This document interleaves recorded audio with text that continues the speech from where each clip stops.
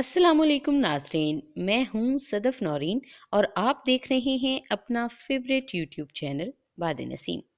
یہ بات عیاں ہے دنیا پر، ہم پھول بھی ہیں تلوار بھی ہیں، یا بزم جہاں مہکائیں گے یا خون میں نہا کر دم لیں گے۔ ناظرین گرامی، خادم حسین رضوی پنجاب کے ضلع اٹک کی تحصیل پنڈی گھیب میں نکا کلاں کے ایک زمیندار عوان گھرانے میں پیدا ہوئے۔ 22 جون 1967 کو پیدا ہونے والے خادم حسین رضوی نے پرائمری تک ابتدائی تعلیم اپنے گاؤں میں حاصل کی اور اس کے بعد 80 کی دہائی میں لاہور منتقل ہو گئے۔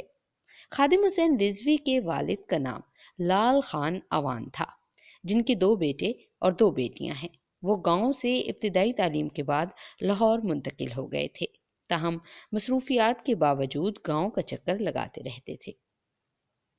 خادم حسین رضوی بچپن سے ہی خوش مزاج اور دوسروں کی مدد کرنے والی شخصیت تھے، جبکہ زمیندار گھرانے سے تعلق کے باوجود بھی غریبوں کی مدد کرتے تھے۔ جہلم اور دینا کے مدارس دینیا سے حفظ و تجوید کی تعلیم حاصل کی، جس کے بعد لاہور میں جامعہ نظامیہ رضویہ سے درس نظامی کی تکمیل کی۔ وہ حافظ قرآن ہونے کے علاوہ شیخ الحدیث بھی تھے اور فارسی زبان پر بھی عبور رکھتے تھے۔ خادم حسین رضوی جامعہ نظامیہ بھاٹی گیٹ لاہور کے محتمم بھی رہے ہیں۔ اس سے قبل پیر مکی مسجد لاہور کی بھی امامت کے فرائض سر انجام دیتے رہے۔ 2007 میں اپنی والدہ کے چہلم میں شرکت کے بعد واپسی پر خادم حسین رضوی کی گاڑی تلہ گنگ میں حادثے کا شکار ہوئی اور ان کا نچلا دھڑ متاثر ہوا، جس کے بعد سے وہ ویل چیئر کے ذریعے نقل و حرکت کرتے تھے۔ وہ کئی سال تک محکمہ اوقاف کی مسجد میں خطیب رہے، جہاں انہیں منفرد انداز بیاں کی وجہ سے شہرت ملنا شروع ہوئی۔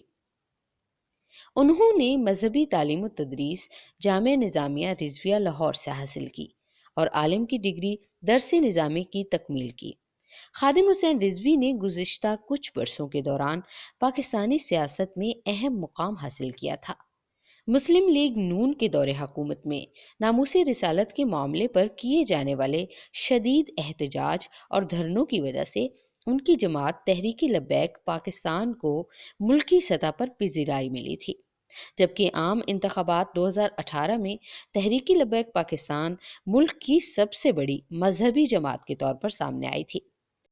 تحریک لبیک پاکستان انتخابات کے دوران لاکھوں ووٹ حاصل کرنے میں کامیاب رہی۔ آسیہ بی بی رہائی کے معاملے پر خادم حسین رضوی اور دیگر ٹی ایل پی قائدین نے ملک بھر میں احتجاج کیا، جس پر انہیں گرفتار کر لیا گیا تھا۔ خادم حسین رضوی کو کئی ماہ جیل کاٹنے اور معافی نامے پر دستخط کیے جانے کے بعد رہا کیا گیا تھا۔ گزشتہ سال ان کی جانب سے ایک مرتبہ پھر اسلام آباد کی جانب رخ کیا گیا اور حکومت سے مطالبہ کیا کہ فرانس کے سفیر کو ملک بدر کیا جائے۔ مذاکرات کے بعد خادم حسین رضوی نے اسلام آباد میں دھرنا ختم کرنے کا اعلان کیا۔ اسلام آباد میں دھرنے کے دوران ان کی طبیعت خراب ہوئی اور پھر لاہور واپس پہنچنے کے بعد وہ انتقال کر گئے۔ بدلے گا زمانہ لاکھ مگر قرآن نہیں بدلا جائے گا، اے قول محمد قول خدا فرمان نہیں بدلا جائے گا۔ ڈرو خدا سے ہوش کرو، کچھ مکر و ریا سے کام نہ لو، یا اسلام پہ چلنا سیکھو یا اسلام کا نام نہ لو۔ ناظرین گرامی، آج کی ویڈیو میں بس اتنا ہے۔ ویڈیو کو مکمل دیکھنے کے لیے بے حد شکریہ۔ ویڈیو اگر آپ کو پسند آئی ہے تو اسے لائک اور شیئر کیجیے۔ اگر ہمارے چینل پر نئے ہیں تو اسے سبسکرائب کرنا ہرگز مت بھولیے گا۔ آپ سے ملیں گے اگلی ویڈیو میں، تب تک کے لیے ہمیں اجازت دیجیے۔ اللہ حافظ۔